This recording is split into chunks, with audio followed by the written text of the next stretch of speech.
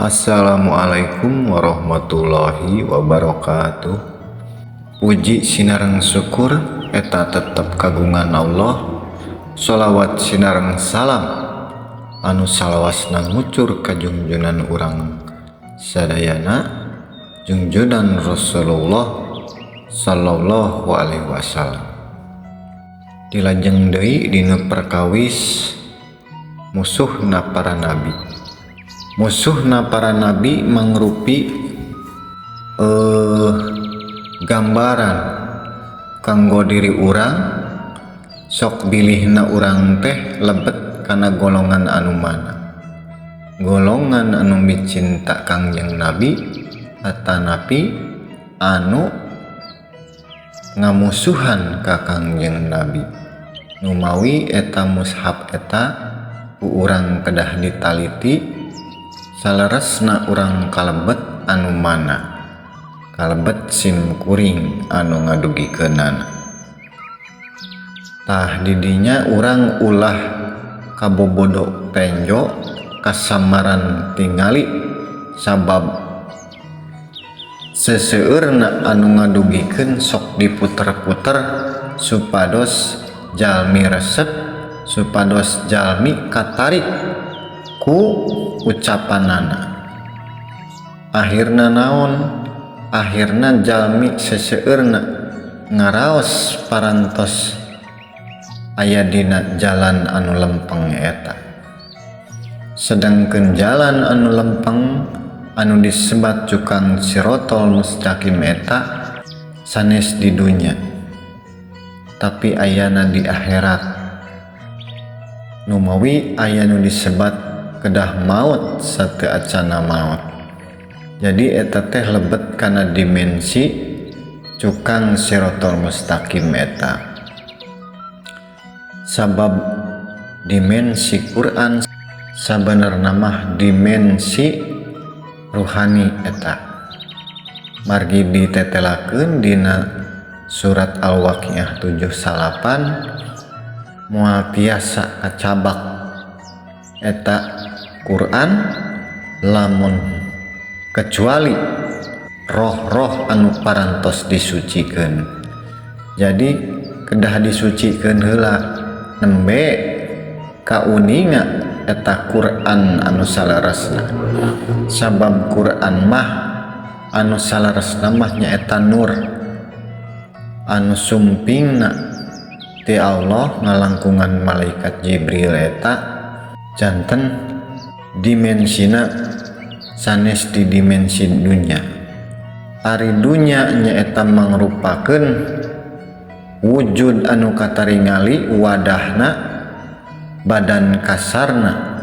Sabab lamun teu aya badan kasarna urang moal apal sabenerna, moal apal kanu perwujudan alam-alam anu dibalikna. Sabab ibaratkeun siaran radio, urang moal apal kana suara anu penyiar radio eta lamun teu ngangge wujud radio.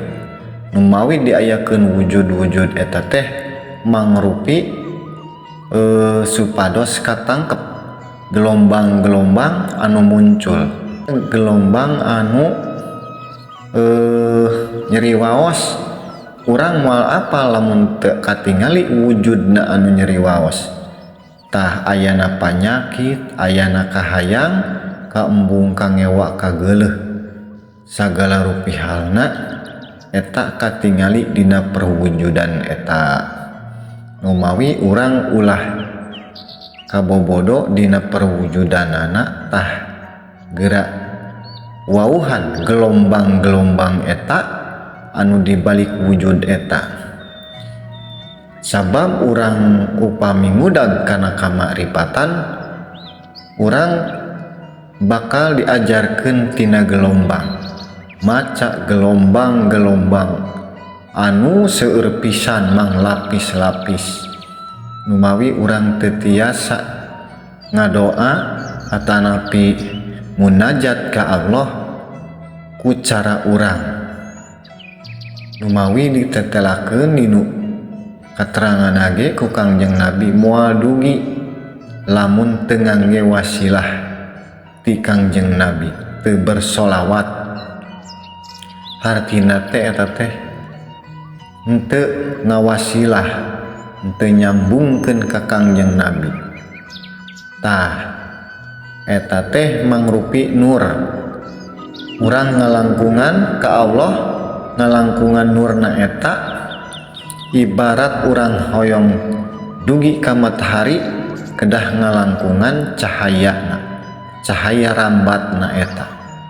Urang nembe tiasa dugi, janten henteu asal-asalan, henteu asal yakin cenada Allah maha uninga sumuhun, tapi Allah nurunkeun ilmu, ngayakeun ilmu supaya urang tiasa munajat ka anjeunna.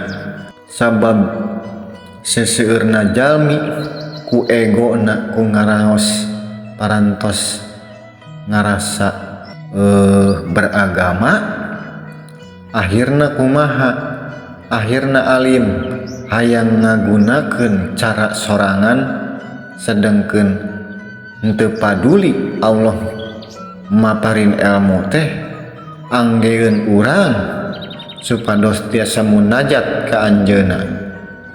Anggeun urang eta teh sadayana anu didugikeun ku Kangjeng Nabi teh supados urang teh tiasa dugi numawi aya nu disebat sah sareng batalna. Janten hukum eta ibarat hukum dunya deui.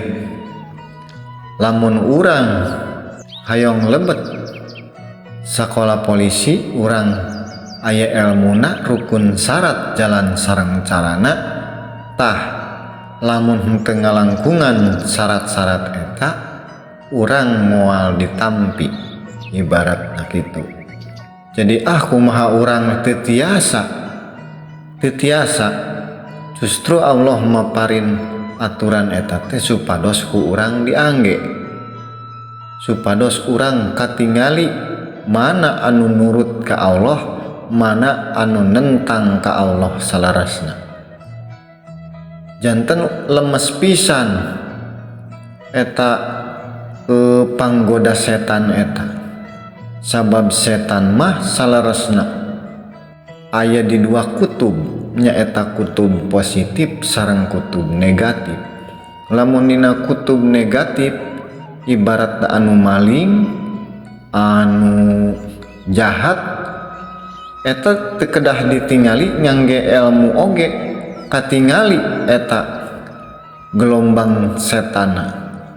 Tapi upami setan eta katingali babager, tah eta anu teu kabaca ku urang sadayana, numawi kedah ngangge alat anu ditanemkeun eta unsur mutlak anu ti Allahu subhanahu wa ta'ala, anu disebat nur iman sareng nur kitab dina surat Asy-Syura 52. Nembe kabaca ieu teh gelombangna anu diangge ku jalmi eta gelombang Allah apa sanes, numawi urang bakal tiasa ngabaca.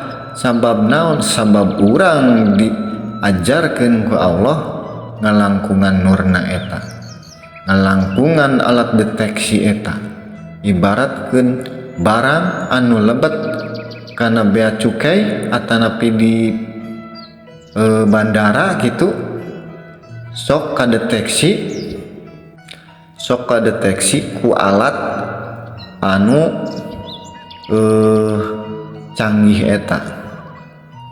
Numawi iblis eta teh, setan teh pinter pisan, sabab ngagoda Nabi Adam wae ge di surga, sanes di pasar malam ku sakti-saktina eta, sareng aya izin ti Allah, numawi urang kedah ngalangkungan kekuatan Allah supados ngalawan eta gelombang-gelombangna. anu teu katangkep ku manusia. Sabab iblis mah setan mah piresepeun dongkapna teh apa namina oge ngagoda, pasti kumaha carana jalmi eta kagoda ku manehna piresepeun sangkan dipercaya nepikeun ka ngalut ngeungkeuy ngabandalut supaya manusia katarik kana jalanna. Seueur pisan da piraku ku abdi kedah disebatkeun eta teh setan jalurna. Pasti jalmi eta molotot. Salarasna sanes jalmi eta anu setana tapi gelombang anu dianggena acida lemesna. Ai setan anu bahayana cicingna lamun tos nyurup ka jalmi-jalmi anu dijantenkeun tokoh, dijantenkeun figur di masyarakat, tah eta bakal babari pisan ngaliarkeun tales ateulna.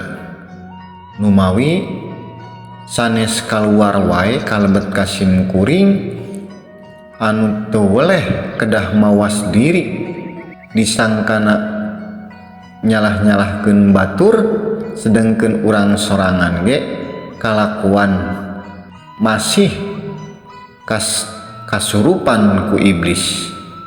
Tah jadi ngadugikeun ieu teh kedah hati-hati teh supados naon, sabab urang bakal beunang keneh ku gelombang eta, gelombang setan. Tapi urang kedah lamun tos apal eta gelombang setan, urang bakal dilawan ngalangkungan ngangge alat anu parantos ditanamkeun eta.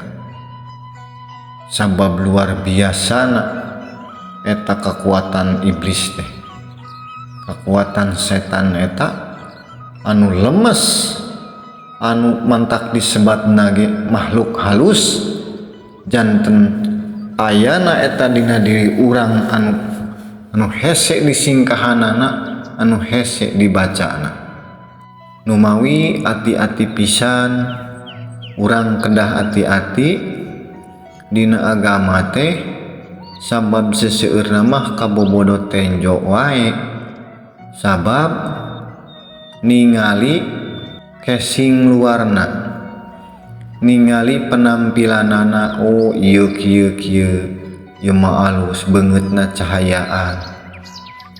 Apan kedok mah tiasa wae bade direkayasa oge supaya naon, supaya dipercaya ku manusia lumpatna ngagodana teh ku perwujudanana heula, ku casing luarna heula, ku penampilan, ku gelarna, ku kapinteran, sareng ku sopan santuna. Cenah nu sopan santun teh eta teh bener, sumuhun ari sopan santuna disarangan ku Allah. Tapi lamun sopan santun eta pikeun narik umat supaya kacana kana jalan anu salian ti ka Allah, eta gelombang setan eta anu narikna turun kasadarana, kahipnotis jalmi-jalmi teh. Sabab di zaman ayeuna seueur pisan di media sosial oge anu kacida parantos parah jalmi-jalmi teh, malahan nepikeun ka bingung nu mana nu kudu dituturkeun sabab katinggalina barang jiga. Numawi kedah uninga kana barang asli teh, urang kedah diajar kana ilmu hakikat, kana tarekat anu waris ti Kangjeng Nabi Muhammad. Tah moal kabobodo deui upami parantos uninga kadinya mah. Rupina sareng musuh-musuh para nabi teh ditinggal deui. Seseueurna jalmi ayeuna resep kapependek kudunya, malahan cenah geus kolot mah hayang genah merenah tumaninah jeung keluarga, jeung boga sawah, boga kebon, ningalian kebon. Sedengkeun ditingali dina sejarahna para nabi teu aya anu senang-senang. Justru anu senang-senang eta di dunya eta saleresta anu disebat dina Quran. Musuhna para nabi teh jami-jami anu micinta harta bandana, keluargana, sareng anu salian ti ka Allah. Sanes teu kenging mikanyaah keluarga, sanes teu kenging mikanyaah harta, mangga bae ngan tujuanana eta harta sareng keluarga kakayaan eta urang tujuanana kanggo jalan ka Allah, nyaketkeun diri ka mantenna, sanes kanggo katenangan, sanes kanggo diagul-agul anu teu aya mangpaatna. Rupina sakitu heula ti sim kuring bilih seukeut teuing, akhirna jadi kasinggung kana perasaanana. Pangapunten bae bilih cariosan sim kuring seukeut teuing, da sim kuring wajib ngadugikeun supados kabuka anu salaresna, anu ku jalmi-jalmi henteu kabaca nu mawi ku abdi dibukakeun. Dan ngadugikeun anu sabenerna mah bakal seueur halangan, bakal seueur anu teu tarima. Sabab anu teu tarimana nyaeta nafsu eta. Sabab nafsu mah sakahayangna nu disebut prinsip teh kumaha aing wae sekasarna cik ngucik hirup urang empatna siga kitu. Seueur pisan eta anu kitu teh kalebet sim kuring. Heula ti sim kuring. Wabillahi taufiq wal hidayah. Wassalamualaikum warahmatullahi wabarakatuh.